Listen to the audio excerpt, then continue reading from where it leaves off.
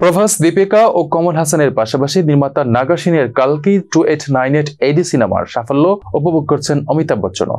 মুক্তির 12 দিনের মাথায় শুধু ভারতে এই সিনেমা আয় প্রায় 700 কোটি রুপি। এই সিনেমায় তিনি অশ্বত্থামা চরিত্রে অভিনয় করেছেন। সাদা চুলদাড়ি, চোখের নিচে গাঢ় কাজল আর কপালে হলুদ টিপ। প্রস্থেটিক মেকআপের সাহায্যে অমিতাভ থেকে অশ্বত্থামা হয়ে উঠেছিলেন বিগ বি। এই চরিত্রে নিজেকে উপস্থাপনের জন্য প্রতিদিন সেটা তিনি 3 থেকে 4 ঘন্টা মেকআপ করতে হতো। 81 বছর বয়সী অভিনেতার জন্য যা খুব একটা সহজ ছিল না। এ কারণেই সিনেমার অন্য সব বিতর্ক পাশ কাটিয়ে অশ্বত্থামার চরিত্রে দুর্দান্ত পারফরমেন্সের জন্য অমিতাভের প্রশংসা করছেন সবাই।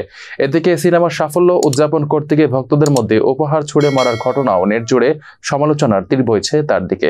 এমনিতেই প্রতি রোববার মুম্বাইয়ে তার বাড়ি জলসার গেটের পাশে তৈরি মঞ্চে উঠে বক্তব্য দেখা দেন অমিতাভ।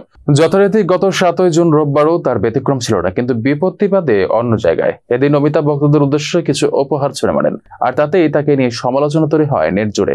এই ছুড়ে মারার ঘটনায় নেটিজেনদের কেউ কেউ বলেছেন এভাবে ছুড়ে দেওয়ায় খুব অমার্জিত আচরণ, কেউ তার দান চাননি।